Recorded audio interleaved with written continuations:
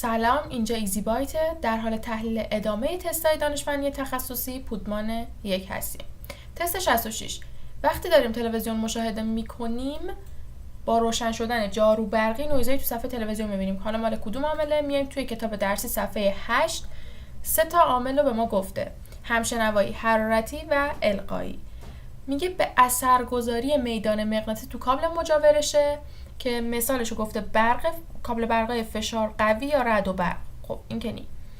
حرارت باعث میشه الکترون‌ها به صورت تصادفی حرکت کنن و نویز بدن، سیگنالمون تغییر کنه. اینم که نیست. القایی میگه که از موتورهای مکانیکی مثل موتور ماشین یا مثلا موتورهای لوازم خونگی، وسایل لوازم خونگیه، این وسایل مثل آنتن فرستندن کابل شبکه آنتن گیرنده. خب کاملا واضحه که القایی، همشنوایی که نبود و اصلا توی گزینه هامون گزینه‌ای به نام مغناطیسی نداشت. اصلا روی این نباید شک بکنید، ولی حالا خودتون میتونید برید سرچ بزنید ببینید که نویز مغناطیسی وجود داره یا خیر. تست بعدی: برای تبادل داده ها بین رایانه A و B از کابل فیبر نوری داریم استفاده میکنیم. بین دو تا رایانه است و کابل فیبر نوریه. گفته چند رشته کابل، چه سرعت. میریم توی کتاب درسیمون صفحه 10 کتاب درسی. این بخش داره درباره همین موضوع صحبت میکنه. میگه هر رشته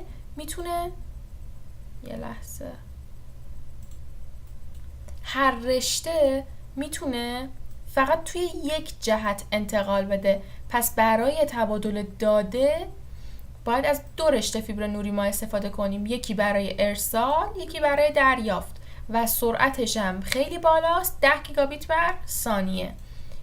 توی تستا اونایی که اصلا 2 رشته‌ن و نگه می‌داریم رشته ها رو حذف می‌کنیم. 10 گیگابیت کدومو داره؟ این. به همین سادگی.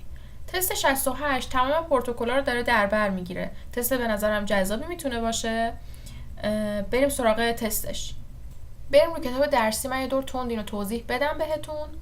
پروتکل FTP برای انتقال پرونده بین دو تا رایانه است. اشتراک گذاری نمی‌کنه. اشتراک گذاری پرونده روی رایانه نیست. اجازه دسترسی نمیده. فقط پرونده رو توی سرویس گیرنده کلاینت کپی میکنه. ICMP البته اینم بهتون بگم که مخفف و مهمه. فایل ترانسفر پروتکل انتقال فایل.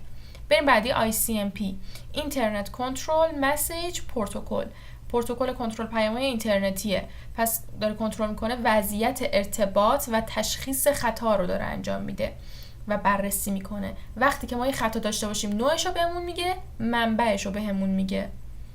پروتکل TCP ترانسمیشن کنترل پروتکل کنترل انتقال اتصالگراه. یه سری هماهنگی‌ها قبلش انجام میده، میاد مسیرش رو مشخص میکنه، تعیین میکنه. پس تضمینم میکنه که داده های من سالم میرسن، ولی تأخیر داره چون داره بالاخره این مسیر رو قبلش یه سری هماهنگی انجام میده. فرستنده اولین بهش میگن روش دستکانی، قبلش که این تعیین میکنه مسیر رو مرتب میکنه و اینا بهش میگن هندشیک. فرستنده سین میفرسته، گیرنده سین اک، دوباره فرستنده اک و تبادل ارتباط صورت میگیره. بریم بعدی UDP یوزر دیاگرام پروتکل دیتاگرام کاربره. برعکس TCP غیر اتصالگراه، هیچ تضمینی روی سالم رسیدن دیتاهای شما نداره.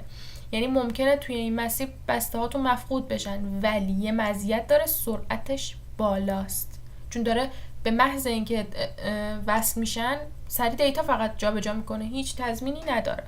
بریم رو تست. FTP اجازه دسترسی به پرونده و سرویس دهنده رو میده، ما گفتیم نمیده، پس همین اول صحیح هست به جز همینه. بریم بعدی 69 تعریف زیر مربوط به کدام به همبندی است. بریم رو کتاب درسی صفحه 17 درباره توپولوژی مش یا حالا همبندی مش گفته. توضیح همه همبندی ها خیلی خورده طولانیه، من نمیتونم همه رو توضیح بدم. فقط بدونین که مزیت اصلی این همبندی به خاطر اینکه یه مسیر بیش از یه مسیر برای ارتباط بین گره ها وجود داره، هر یه دونش اگر کار بیفته باز ارتباطش رو حفظ میکنه. پس مطمئن ترین و پایدار ترینه ولی هزینه برپایش بالاست. پس توپولوژی مش. تست 70 نرخ ارسال اطلاعات در رسانه به کدام مفهومه؟ من بهتون میگم که پهنای بانده. بریم روی کتاب درسی هم اینو من توضیح بدم. توی کتاب درسی پهنای باند توی 2 تا موضوع تعریف داره. یکی توی علوم مخابراته، یکی توی رایان است. توی علم مخابرات داره میگه بالاترین و پایین‌ترین فرکانسی که یه رسانه استفاده میکنه میشه پهنای باند، ولی توی علم رایانه میگن نرخ ارسال اطلاعات. پس پهنای باند.